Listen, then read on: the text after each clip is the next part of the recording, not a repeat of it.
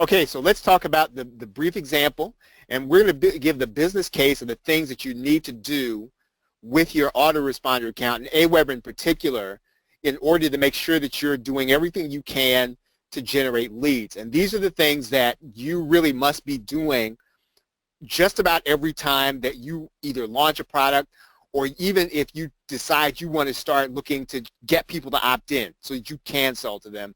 These are the things that you and I must be doing pretty much all the time. And I call this the disciplined business case, because the things that I'm going to tell you to do, these are a discipline. They will seem as if they do not add up to much. They will seem as if they are overkill. But if you do not do them, then what happens is you don't necessarily get the, I'd say, the momentum to do some of the other things. So let's talk about what they are.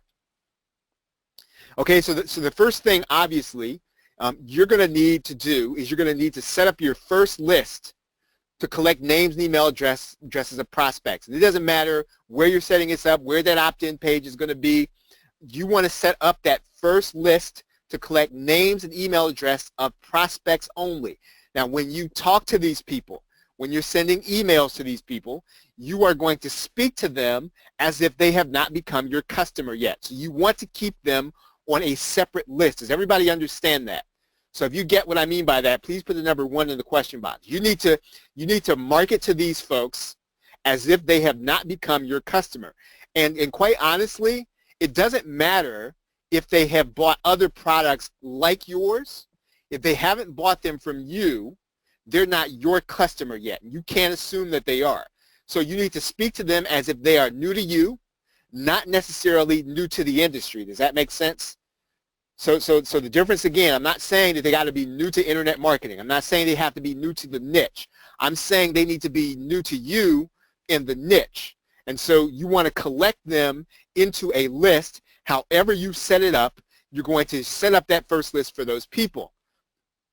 Now, one of the things that you and I need to do on every sales and opt-in page that we do, and some of you are going to feel a little sheepish about this, you need to set up an exit pop from that sales page or opt-in page.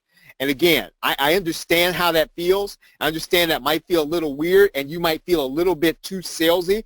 I promise you, you're leaving leads on the table, and I promise you, you're leaving people on the table that will eventually come to like you, that will eventually become to like you and trust you. So whatever your sales page is, whatever page builder you're using, you have to exit pop people who leave that page into another list. So that means then you're going to have to make sure you've got an offer that's awesome so that people can't say no to it. It needs to be something that's so awesome that people would be willing to pay for it.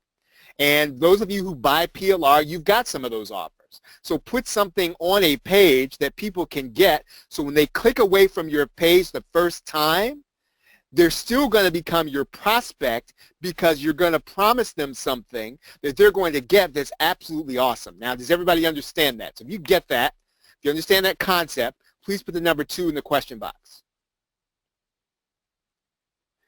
Now, how many of you feel a little funny about that? So if you feel a little funny about an exit pop, I want you to put the number 3 in the question box. Because I know I know that makes you feel a little funny, and you don't want to do it because it feels like a little bit over the top. Yes, I understand that, but guess what? You cannot.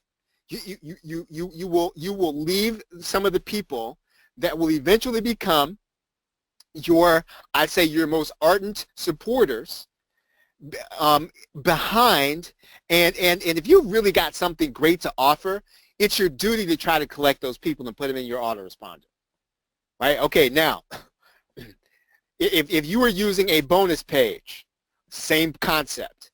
Most marketers don't do this. And again, sometimes I don't even do it. And again, most of it, if I don't do this, is because I get lazy, right? And because, again, it's one of those boring things that we walk away from, because, again, we try to focus on the high-value stuff. But these are little things that when you do them and you do them repeatedly, those little things add up into lots more leads, and those more leads end up being sales. So even if you send people to a bonus landing page, you collect the leads from that page with an exit pop too. Same concept. Now, you need to be writing the messages out for this campaign ahead of time. Do not send these people a broadcast email. I promise you, you'll not only, number one, you're going to have people coming into this campaign at different times. Number two, you cannot help but sound weird if you're trying to broadcast to these folks. If these folks are meeting you for the first time, if you've got them segmented into a list, you need to talk to them differently, and you need to write these messages out, and you need to think about what you're going to say if they're meeting you for the first time. Number two, if it seems like these are folks that might be, let's say, people who have gotten onto this list another way, then you got to find a way to move them off of this list. So in other words, let's say then that you have people that, I don't know, that for whatever reason, they're on your prospect list and they're getting in your prospect list the second or third time. You have to write something into your emails. You need to think about this. You need to move them off of that list. Does that make sense? So if you get what I'm saying, put the number 4 in the question box. This is important, folks. And again, the reason we don't do this stuff is because it takes time to set up. You only have to set this stuff up once. You only set it up once. So again, I understand it takes time. I understand that it seems like overkill, but you have to set this stuff up once. And even if you start creating other lists, what you're going to do is you're going to just move that over to the new list, right? Okay, so write the messages out for that list ahead of time. Create them as drafts in Aweber, and then add them to your follow-ups. Everybody, if you haven't gone through the course, you can go through the course and you can learn how to do that. Please exclude these people from your broadcast. And I'm just, if they're new to you, I don't care what the industry does. I don't care about that. Exclude these people from your broadcast. Now, here's the exception to the rule. Here's the exception to the rule. If all you're going to send these people is value, you're going to send these people, let's say, to a training you're doing, fine. I don't have any problem with that. I would just say put some effort into thinking about this campaign ahead of time. Now, you need to watch the statistics and make adjustments on these follow-ups. Now, Aweber will give you statistics on your follow-ups. I'm not talking about the broadcast statistics. I'm talking about your follow-up statistics. If you find that people are not opening up the next email, your next follow-up, that's because something you did in that follow-up you lost them.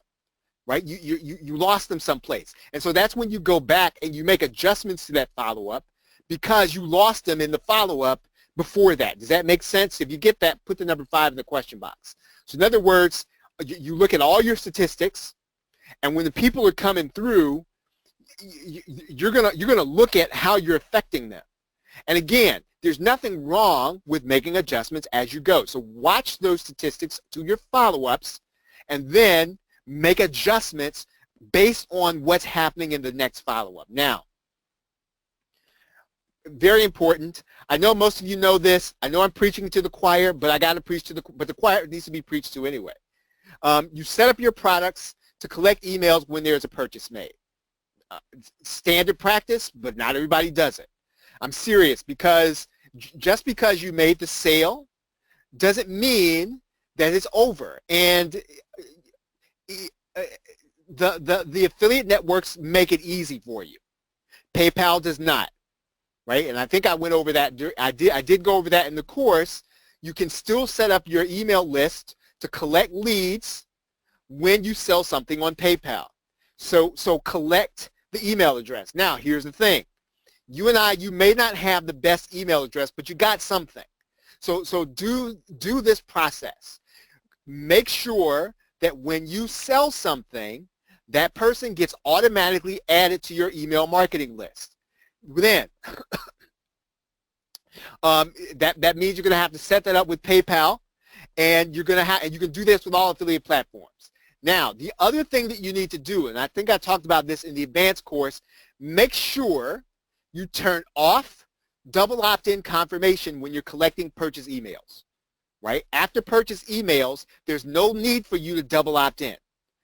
And again, you're not. Please do not think that you're being sneaky by doing that. People are not gonna confirm if you try to confirm their email at that point. Again, don't overdo trying to be, I guess, you were being ethical by collecting names and email addresses. Does everybody understand the vibe I'm coming from right now? So if you understand what I mean by that, put the number 6 in the question box. You must collect the name and turn off double opt-in. Now, if you don't, yeah, don't be overcautious. What James Landers is saying exactly. Do not be overcautious, right? You go ahead and you do it then, and you're not necessarily getting the best email address anyway. Understand that. How many of you know that more than likely most of us these days who are online marketers, and even those of us who are not online marketers, we have a PayPal address, and then we have our cool people address. How many of you all know that? So how many of you all are like that? So how many of you on this call right now, you have a PayPal address and you have a cool people address, right? So you have an address that cool people can send to you, and then you have a PayPal address. What you want to get from people when they sign up is you want their cool people address. So you still got to go the next step. And the next step, what I covered in the advanced course, is you seek the double opt-in confirmation, right? After the purchase, you still try to get that email address, and you do that by offering them another gift. So in other words, and again, folks, some of you all are going to say, well, Charles, you didn't do that. Well, again, sometimes I get lazy with this, right? And this is something that I am reminding myself just as much as I am reminding you right now. After the purchase, you have to ask people again. Because if you offer somebody something really super cool and you tell them, hey, you know what?